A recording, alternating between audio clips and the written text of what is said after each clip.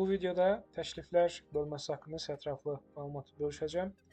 Təkliflər bölməsi ticarət modulunun tərkibində yerləşir. Ticarət modulunda təkliflərlə yanaşı eyni zamanda ticari əməliyyatlar, müqavilələr, istehsalat və hesabatlar bölməsi yerləşir. Bu bölmələrlə bağlı ətraflı video qeydlər mövcud. Buradan ətraflı məlumatlara baxa bilərsiniz. Təkliflər moduluna gəldikdə isə təkliflər modulunun məqsədi qarşı tərəflərə, müştərilərə qiymət təklif sənədləri hazırlayıb bölüşmək və yaxud müştərilərdən gələn sifarişləri qeyd etmək, eyni zamanda təchizatçılar üçün sifariş sənədləri hazırlamaq üçün istifadə olunur. Təklif sənədi hazırlamaq üçün yeni təklif düyməsinə daxil oluruq. Açılan pəncərədə tarix, təklifin verildiyi tarix, valyutasını və qarşı tərəfini, təklif kimə göndəriləcək, müştərinin adını və yaxud təchizatçı adı seçilə bilər. Qarşı tərəfin adı seçiləcək, təklif hansı menecer tərəfindən hazırlanır.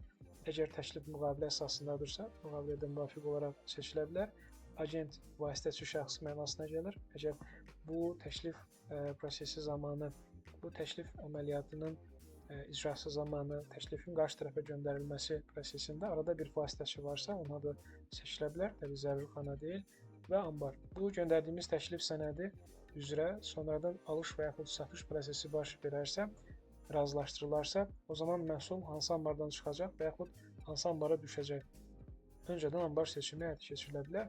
Sənədin adı sistem öz avtomatik təklif sənədinə nömrə təyin edir, amma avtogenerasiya olunan sənəd ilə eyni düyməsini aktiv edərək sənədə, təklif sənədinə spesifik nömrə və yaxud ad da təyin oluna bilər. Seçimlər edildikdən sonra məhsulların adlarını məhsul axtarış hissəsindən axtarış verə, barkod kanalından skan edə və yaxud kataloqdan seç düyməsindən istifadə edib siyahıdan seçə bilərik. Məhsulları seçdikdən sonra məhsulları hansı qiymətdən qarşı tərəfə təklif edəcək qiyməti və neçə ədəd məhsul təklif etmək istəyirik, sayını qeyd edəcək. Təbii, təklif qayməsinə birdən çox məhsul da əlavə oluna bilər. Məhsulların qiymət və sayları təyin edildikdən sonra bu qiymət və saylara endirim tətbiq olunacaqsa, endirimin faizini və yaxud endirimin məbləğini qeyd edə bilərik. Eyni zamanda təyin olunmuş qiymətlərə ƏDV-lər əlavə olunacaqmı, yoxsa yox, onu təyin edəcək. Şərtli ödəyiş ƏDV-si yoxdur. Bu qiymətlər ƏDV-siz qiymətlərdir və təsdiq düyməsinə klikləyəcək. Beləliklə, təklif sənədi formalaşdırılmış olacaq. Bu təklif sənədinin sənəd versiyasını təbii olaraq çap edib və yaxud yükləyib qarşı tərəfə göndərmək mümkündür. Əgər qarşı tərəf bu təklif verilmiş qiymət və yaxud saylarla razılaşarsa, yəni təklif qəbul olunarsa, o zaman bu təklif sənədi əsasında qarşısındakı 3 nöqtəyə daxil olub, satış yarat düyməsindən istifadə edərək birbaşa təklif sənədi əsasında satış qayməsi formalaşdırmaq mümkündür. Satış yarat seçdiyimiz təqdirdə təklif sənədindəki bütün məlumatlar avtomatik satış qayməsinə olduğu kimi düşəcək.